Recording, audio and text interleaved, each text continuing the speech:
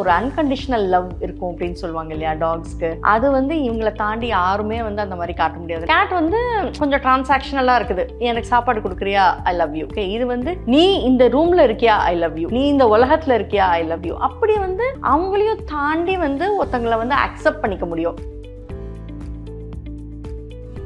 எல்லாமே வந்து தெருலேருந்து எடுத்துட்டு வந்த நாய் தான். இது வந்து குப்பத்தொட்டியில் கிடந்தது, அது வந்து ஒரு சாக்கடையில் பிறந்தது தான். என்னை பொறுத்த வரைக்கும் இவங்களுக்கு பெடிகிரி டாகுக்கும் ஒன்றும் வித்தியாசம் இல்லைன்னு தான் எனக்கு தோணும்.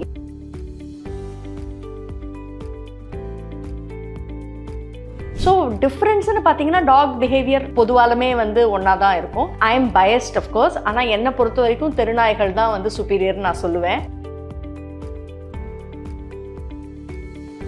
அது குட்டியாக இருக்கச்சே யாரோ வீட்டுக்கு எடுத்துகிட்டு போயிருக்காங்க. அதுக்கப்புறம் உடம்பு சரியா இல்லாத போது இது ஒரு சின்ன அட்டைப்பொட்டியில் போட்டு பீச்சில் கொண்டாந்து போட்டுட்டாங்க. அப்படி வந்து இந்த நாய் வந்து சப்போஸ் வளர்ந்து அது பெருசாக இருந்ததுன்னு வச்சுக்கோங்களேன், இது 6 குட்டி போடுறது. அந்த ஈச் ஆஃப் தோஸ் குட்டீஸ் 6 குட்டி. நீங்கள் நினச்சி பார்த்தீங்கன்னா ஒரு 10 ஆண்டு காலத்துக்குள்ள ஸ்ட்ரே டாகா, ஸ்ட்ரீட் டாகா, அது வேணாம். ஜாதி நாய்னா நீங்கள் வந்து ஃபேஸ்புக்கில் போய் போடுங்க, அபேண்டன் டாக் லேப்ரடார் பப்பின்னு போடுங்க, 100 பேர் உங்களுக்கு ஃபோன் பண்ணுவாங்க. அபேண்டன் டாக், ஸ்ட்ரீட் டாக் அப்படின்னு போடுங்க, ஒருத்தர் கூட வந்து போட மாட்டாங்க. எல்லாரும் என்ன போடுவாங்கன்னா அதுக்கு ஆ அப்படின்னு வந்து கமெண்ட் போடுவாங்க. அந்த கமெண்ட் வச்சுட்டு நம்ம என்ன பண்ணுறது? இப்போ நாங்கள் வெளில போயிட்டு ஒரு டாகை மீட் பண்ணிட்டு வந்தோம்னு வச்சுக்கோங்களேன், வீட்டில் வந்தால் எங்களை வந்து ஒரு இன்ட்ராகேஷன் நடக்கும். யார் அந்த டாகு, நீங்கள் எதுக்காக அவங்கள மீட் பண்ணீங்க, இல்லை மூஞ்செல்லாம் தூக்கி வச்சுக்குவாங்க.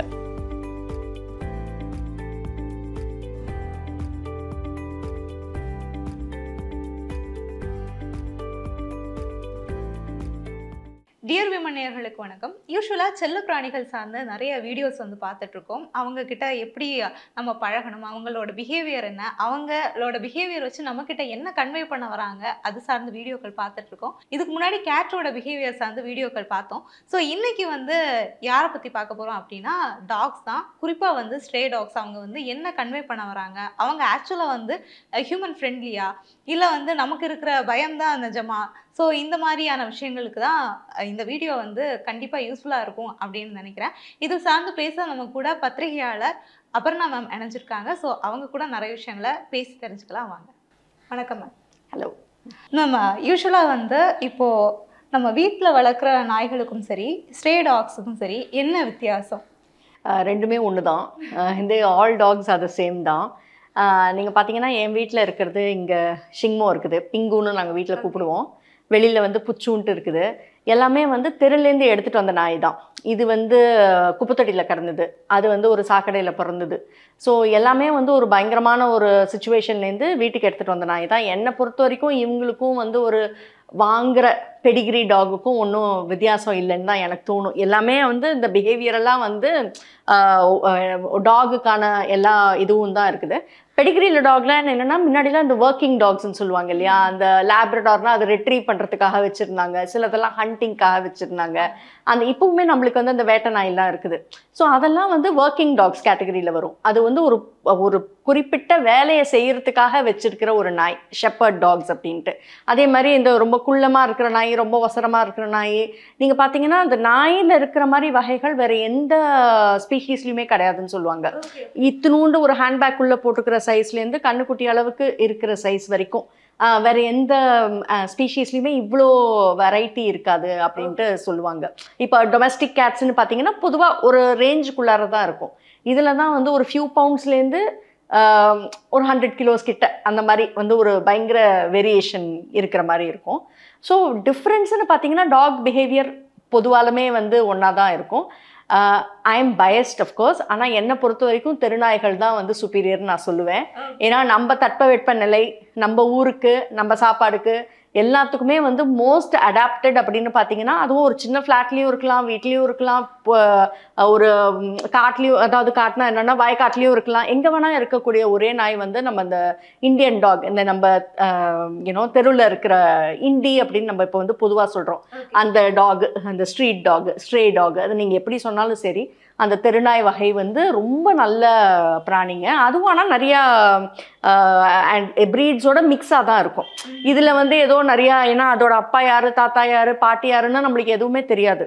ஆனால் எல்லாம் கலந்து தான் வர மாதிரி இருக்குது. ஸோ டிஃப்ரென்ஸ் அப்படின்ட்டு இல்லை அப்படின்னு. மேம் யூஸ்வலாக வந்து இப்போ ஸ்ட்ரே டாக்ஸ் அப்படிங்கிறப்ப வந்து பொதுவாக இப்போ வீட்லேயும் சரி ஒரு சொல்லி கொடுக்குறதும் சரி அதில் வந்து ஒரு பயமுறுத்தியே நம்மளை பழகிக்கிட்டாங்க. அண்ட் இன்னொன்று ரீசனாக வந்து சென்னையில் கூட நிறைய நியூஸ் வந்து பார்க்க முடியுது, தெருநாய் வந்து கடிச்சிருச்சு அப்படின்னு சொல்லி.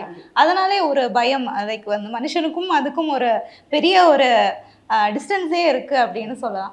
பட் அவங்களோட பிஹேவியரை புரிஞ்சுக்கிறது எப்படி? இப்போ வந்து அவங்களும் நம்ம கூட ஃப்ரெண்ட்லியாக இருப்பாங்களா?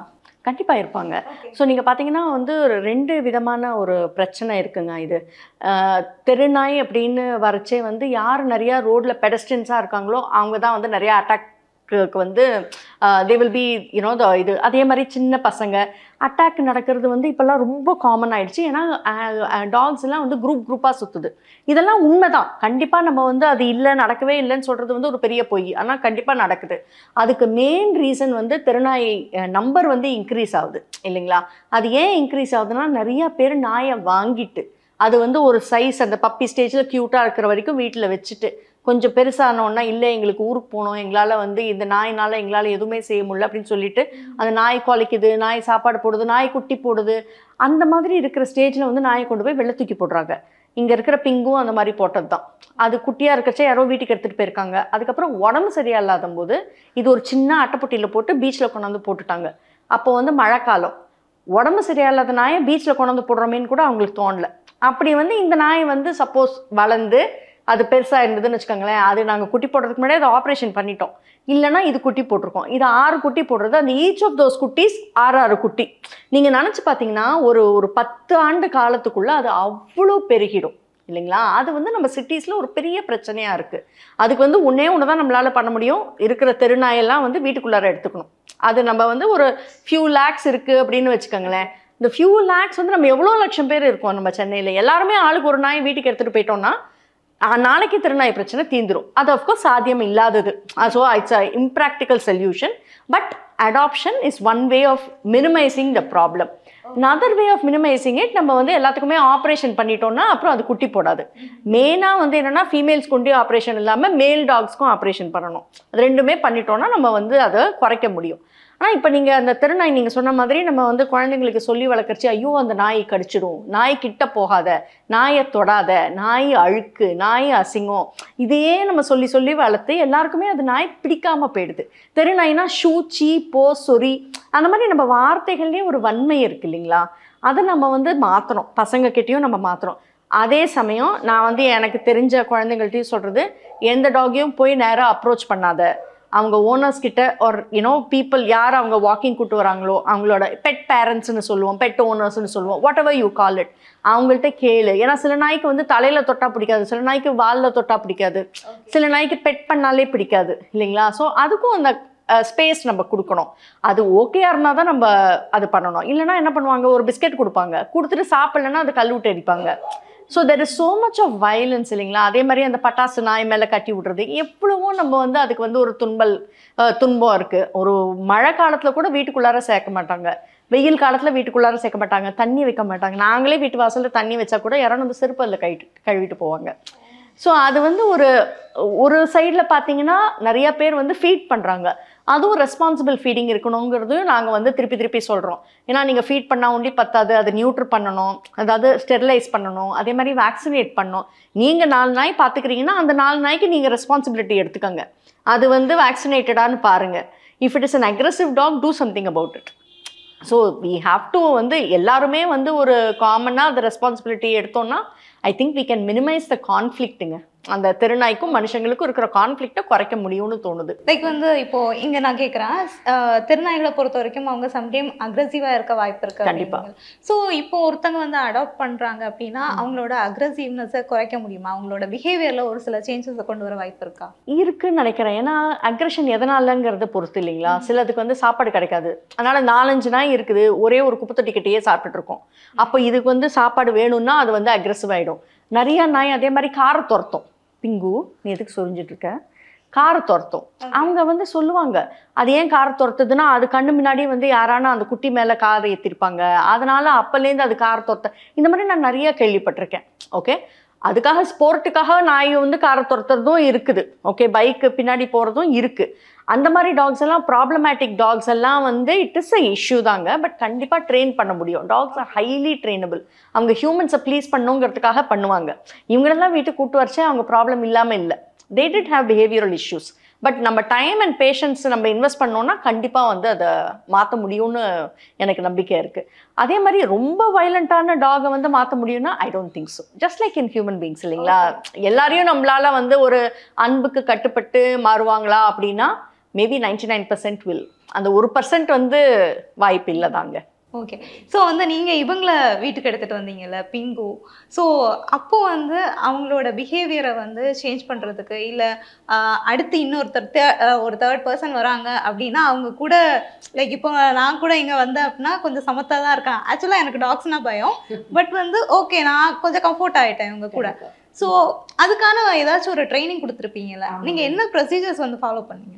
ஸோ நாங்கள் வந்து மெயினாக வந்து யாரையுமே வந்து வந்த உடனே நம்ம ஃப்ளாட்டில் இருக்கும்போது டோர் கிட்டேயோ வீட்டில் இருக்கும்போது கேட் கிட்டேயோ மீட் பண்ணக்கூடாதுங்கிறது என்னோட பிலீஃப்ங்க. ஏன்னா அது வந்து அவங்க மேலே ஜம்ப் பண்ணலாம், இன்னொன்று வந்து கதவை திறந்துருந்தா ஓடிடலாம். ஸோ அதெல்லாம் நம்ம கண்டிப்பாக மினிமைஸ் பண்ணணும். இன்னொன்று வந்து ரெஸ்பான்சிபிள் பிஹேவியரில் வந்து அதை முன்னாடி ஆட் பண்ண மறந்துட்டேன்.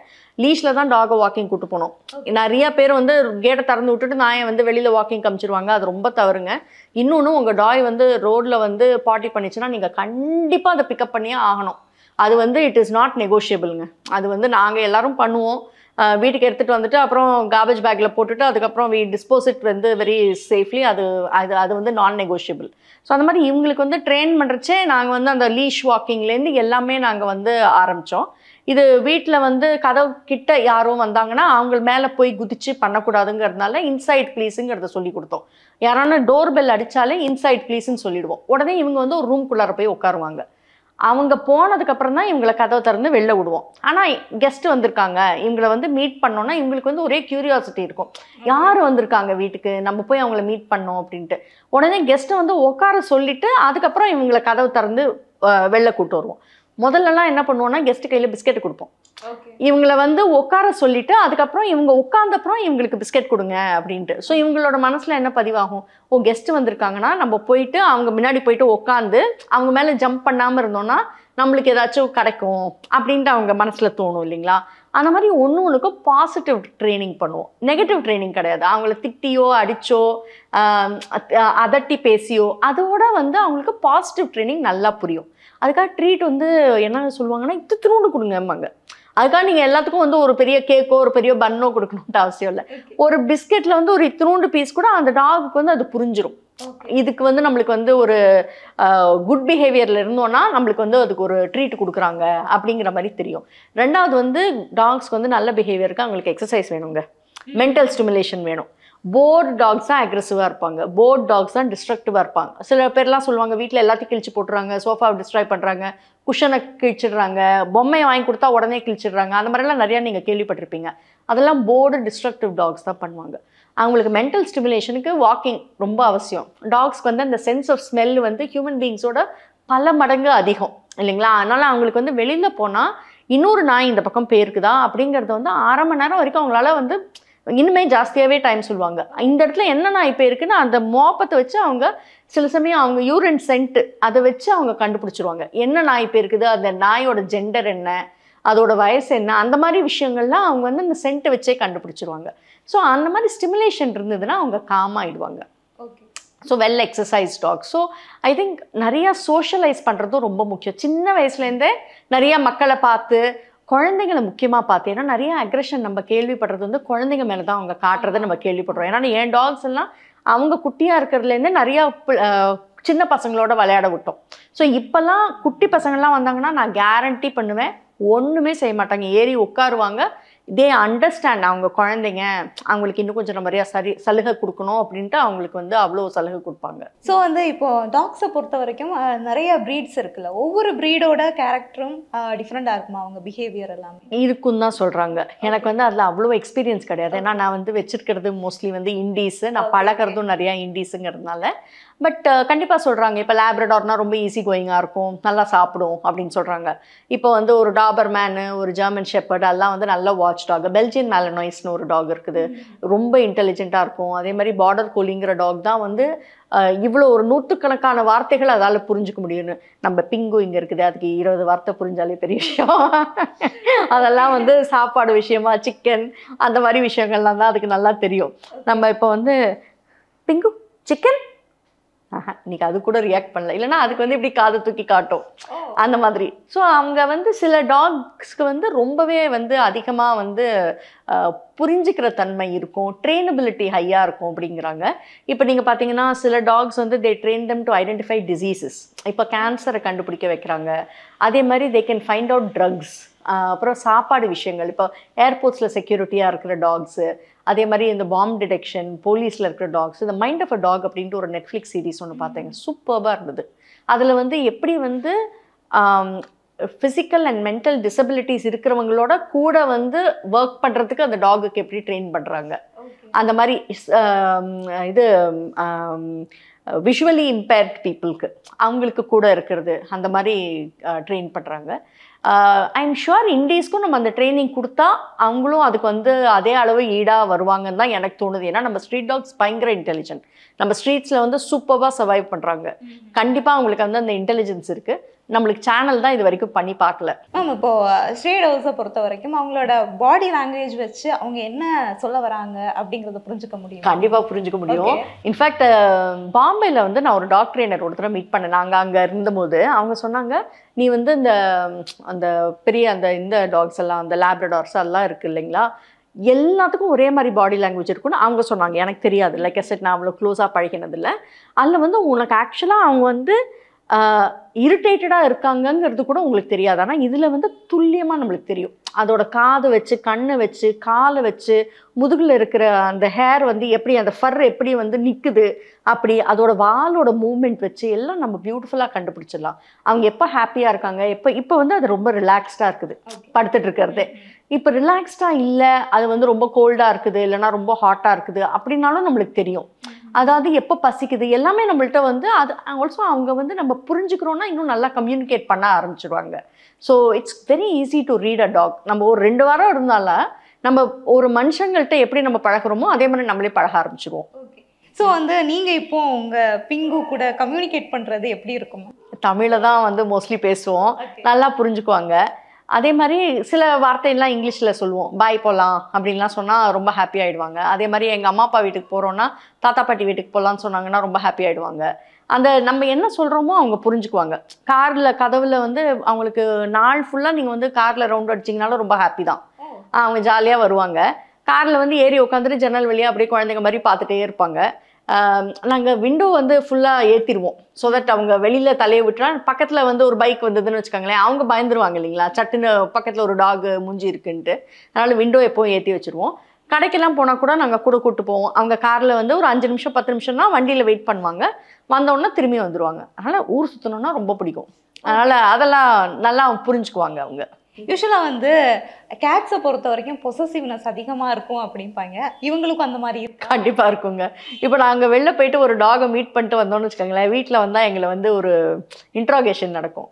யார் அந்த டாகு, நீங்கள் எதுக்காக அவங்கள மீட் பண்ணீங்க, எங்கள்கிட்ட சொல்லாமல் நீங்கள் எப்படி அவங்கள பார்க்கலீங்க அப்படின்லாம் மூஞ்செல்லாம் தூக்கி வச்சுக்குவாங்க. அதெல்லாம் உண்டு. அந்த சென்ட் வச்சு வந்து தெரியும். ஆமாம்மா. ஏன்னா நீங்களே வந்து இப்போ உள்ள வரைச்சே ஒரு டாகை மீட் பண்ணிட்டு வந்திருக்கீங்கன்னு வச்சுக்கோங்களேன், உங்கள் ட்ரெஸ் வந்து அவ்வளோ மோந்து பார்ப்பாங்க, ஒரு 5 நிமிஷம் பேசவே மாட்டாங்க உங்கள்கிட்ட. அதுலேயே அவங்களோட டிஸ்பிளஷர் நம்மளுக்கு தெரிஞ்சிடும். ஐயோ நம்ம வந்து இவங்களை வந்து மனசை புண்படுத்திட்டோமே அப்படின்னு நம்மளுக்கு ஒரு ஃபீலிங் வர ஆரம்பிச்சிடும். ஸோ வந்து இப்போ புதுசாக ஒரு தேர்ட் பர்சன் ஒரு புதுசாக வந்து ஒரு டாக் எடுத்துகிட்டு வரீங்க, இல்லை ஒரு கேட் எடுத்துகிட்டு வரீங்க அப்படின்னா இவங்க ரியாக்ஷன் எப்படி இருக்கும்? அண்ட் பொதுவாக வந்து இவங்க வந்து டாக்ஸை தாண்டி மற்ற அனிமல்ஸை எப்படி ட்ரீட் பண்ணுறாங்க? ஸோ கேட்டுக்கும் டாகுக்கும் ஒத்து போகாதுங்கிறது வந்து ஒரு டாக் அண்ட் கேட் ஃபைட் அப்படிங்கிறது வந்து ஒரு உலக ரீதியாகவே உண்டான உண்மைன்னு வச்சுக்கோங்களேன். எங்கள் வீட்டில் வந்து சர்ப்ரைசிங்காக இப்போ ஒரு கேட் இருக்குங்க. அது பேர் டேபி, ஒரு ஆரஞ்சு கலர் மேல் கேட்டு, ஃபுல்லி க்ரோன், 2 வயசுக்கு மேலே இருக்குது அப்படின்னு தான் டாக்டர் சொல்கிறாங்க. எங்களோட 3rd டாக் வந்து இறக்கிறதுக்கு முன்னாடி அவன் வீட்டுக்குள்ளார வந்துட்டான்.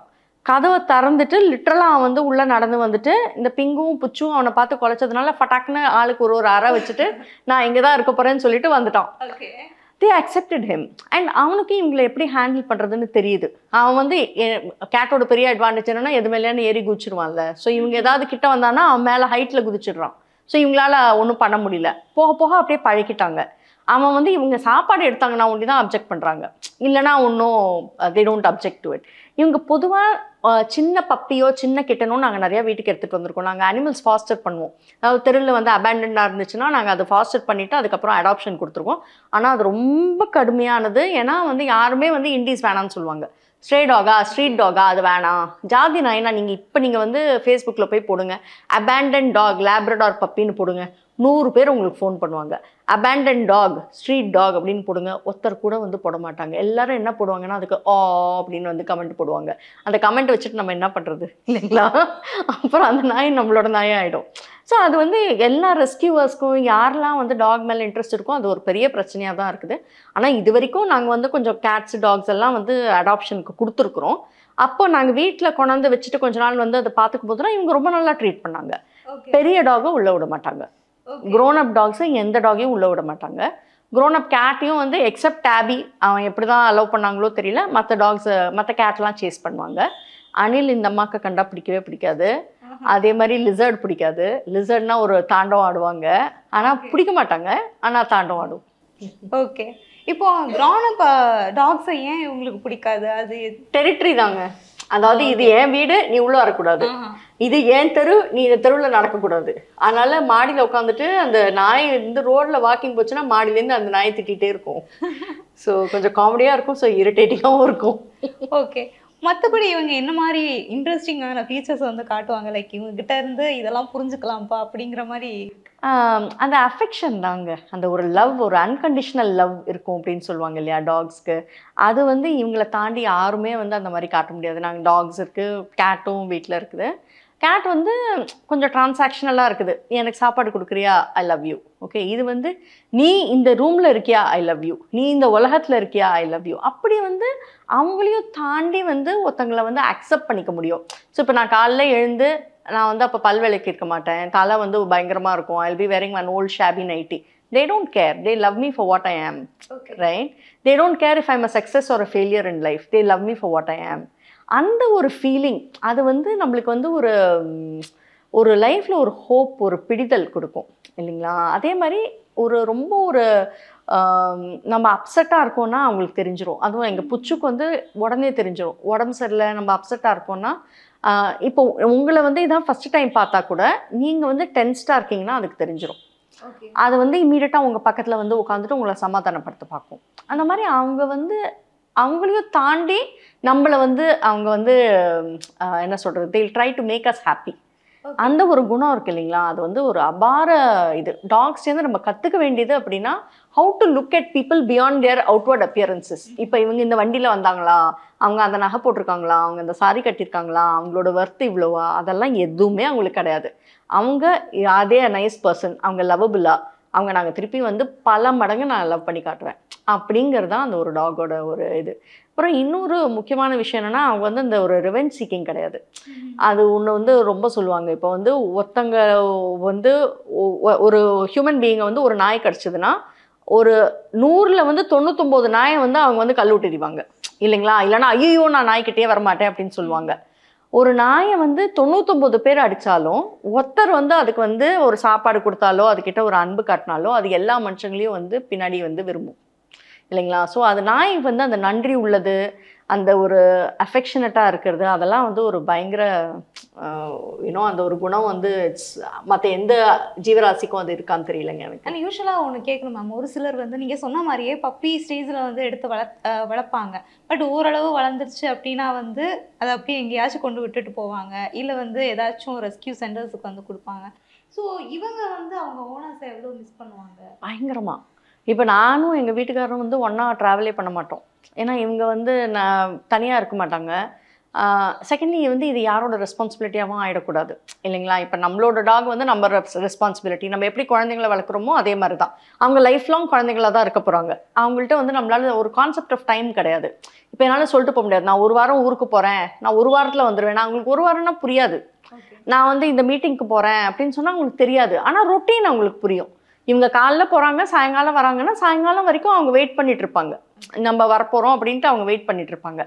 சப்போஸ் நம்ம வரலைன்னா அவங்களுக்கு வந்து அது ஒரு பயங்கரமான ஒரு தவிப்பாயிடும். அந்த அபேண்டன் டாக்ஸ்லாம் சொல்கிறீங்கல்ல நீங்கள், அந்த விட்டுட்டு போய்ட்றாங்கன்ட்டு, அவங்க கொண்டு போயிட்டு எங்கேயாவது ஒரு போஸ்ட் கம்பவுண்ட் அந்த மாதிரி எங்கேயாச்சும் ஒன்று வந்து கட்டிட்டு போயிட்டே இருக்கிறாங்க. இப்போ தெரிஞ்சு எனக்கு ஒரு ஃப்ரெண்டு சொன்னாங்க, அவங்க கார்லேருந்து அவங்க கண்ணு முன்னாடி பார்த்தாங்க, ஒரு நாயை கொண்டு வந்து வெளில தள்ளிட்டு போயிட்டாங்களாம். அந்த நாய் தவிக்குது, அந்த வண்டி பின்னாடி ஓடுது, டிராஃபிக்கில் அந்த வண்டி பின்னாடி ஓடுது. அதோட உலகமே நம்ம தான். ஆனால் அந்த ட்ரஸ்ட்டை நம்ம உடச்சிடுறோம் இல்லைங்களா? மனுஷங்களுக்கும் கம்பல்ஷன்ஸ் இருக்குங்க, நான் இல்லைன்னு சொல்ல. சில பேர் வீட்டில் சொல்லுவாங்க, ரொம்ப வந்து பிரச்சனை இருக்குது, அந்த நாய் வந்ததுனால வீட்டில் சண்டை வருது அப்படிம்பாங்க. சில பேருக்கு பயங்கர அலர்ஜிஸ் இருக்கலாம், சில பேருக்கு குழந்தைங்களோட there are lot of problems. நம்ம அதையும் வந்து இல்லை யாருக்குமே பிரச்சனையே இருக்கக்கூடாதுன்னு சொல்கிறது கரெக்ட் இல்லை. அந்த மாதிரி ஒரு சுச்சுவேஷனை வேறு யார்ட்டையான அடாப்ஷன் கொடுங்களேன். ஏன் அது ரோட்டில் கொண்டு போய் தள்ளி விடணும்? கொஞ்சம் ட்ரை பண்ணிங்கன்னா யாரானு உங்கள் சர்க்கிள்லேயே யாரானு somebody who wants it can take it. அதே மாதிரி நான் வெளிநாட்டுக்கு எனக்கு ட்ரான்ஸ்ஃபர் ஆகிடுச்சு, ஆனால் இனிமேல் நான் நாயை எடுத்துகிட்டு போக முடியாது, டாக் இஸ் அவைலபிள் அப்படிம்பாங்க. என்ன டாக் இஸ் அவைலபிள்? நீங்கள் வந்து உங்கள் குடும்பத்தில் இருக்கிறவங்கலாம் அதே மாதிரி அவைலபிள்னு சொல்லிட்டு போவீங்களா? இல்லை, அதையும் கூப்பிட்டு தானே போக முடியும். ஐ மீன் there are people who do it. கனடாக்கெலாம் எடுத்துகிட்டு போயிருக்காங்க, ஆஸ்திரேலியாவுக்கு எடுத்துகிட்டு போயிருக்காங்க. அந்த மாதிரி ஆஸ்திரேலியா தெரியல, பட் அதர் கண்ட்ரீஸ்க்கெல்லாம் எடுத்துகிட்டு போயிருக்காங்க. யூரோப்க்கு எடுத்துகிட்டு போயிருக்காங்க, யூஎஸ்க்கு எடுத்துகிட்டு போயிருக்காங்க. அந்த மாதிரி இருக்கிறவங்களும் இருக்காங்க. அதே டைமில் வந்து இல்லை எனக்கு இங்கேருந்து வந்து மதுரைக்கு ட்ரான்ஸ்ஃபர் ஆகிடுச்சு, எனக்கு இங்கேருந்து ஹைதராபாடுக்கு ட்ரான்ஸ்ஃபர் ஆகிடுச்சு, என்னால் நாயை கூட்டு போக முடியாதுன்னு விட்டு போனவங்களும் இருக்காங்க. நான் வந்து வீடு மாற்றுறேன், அந்த வீட்டில் என்னால் வச்சுக்க முடியாது அப்படின்னு சொல்லி விட்டு போகிறவங்களும் இருக்காங்க. ஸோ இட்ஸ் ரியலி யூனோ அந்த பர்சனோட இட் டிபெண்ட்ஸ், அவங்களோட மனப்பான்மையை பொறுத்து இருக்குது. அபேண்டன் பண்ணுறது வந்து ரொம்ப குரூவலுங்க. ஏன்னா அதை மீண்டு வரத்துக்கு வந்து ரொம்ப ட்ரை பண்ணோம். அவங்க இன்னும் ஒருத்தவங்க வீட்டுக்கு எடுத்துகிட்டு போகிறாங்கல்ல, அந்த டாகுக்கு செப்பரேஷன் ஆன்சைட்டி வந்துடும். நீங்கள் பாத்ரூம்குள்ளே போனால் கூட அவங்க வெளில வந்து உட்காந்துருக்கும். ஏன்னா ஐயோ அவங்கள விட்டு போகிறாங்களே அப்படின்னு அந்த மாதிரி மனநிலை பாதிச்சிடும் அனிமலுக்கு. ஹியூமன் மாதிரி தான். ஆமாம். ஆக்சுவலாக இவங்க வந்து ஒரு பர்சனை வந்து ட்ரஸ்ட் பண்ணுறாங்க அப்படின்னா என்ன மாதிரி ரியாக்ஷன்ஸ் வந்து காட்டுவாங்க அவங்களோட பிஹேவியர்ல இருந்து எல்லாமே? இப்போ உங்கள் பக்கத்தில் உட்காந்துட்டு இருக்கு இல்லைங்களா, இது ஒரு ட்ரஸ்ட் தான். ஓகே. ஸோ நம்ம வீட்டுக்கு வந்திருக்காங்க, இவங்க ரொம்ப ஃப்ரெண்ட்லியாக இருக்காங்க, நம்மளை ஹார்ம் பண்ண மாட்டாங்க அப்படின்னா அவங்க ரிலாக்ஸ்டாக இருப்பாங்க. ஸோ அவங்க பாடி லாங்குவேஜே நம்மளுக்கு தெரிஞ்சிடும் அவங்க ரொம்ப ரிலாக்ஸ்டாக இருக்காங்கன்ட்டு. ரிலாக்ஸ்டாக இல்லைன்னா இப்படியே இப்படி சுற்றி இப்படி பார்த்துட்டே இருப்பாங்க. தட் மீன்ஸ் அவங்களுக்கு வந்து அந்த ட்ரஸ்ட் இல்லை அப்படின்ட்டு. இப்போ அதுக்கு பாருங்க, அதுக்கு இன்னும் ட்ரஸ்ட் வரல, அதனால அங்கேருந்து வந்து பார்த்துட்டு குலைச்சிட்டு இருக்கு. ஓகே.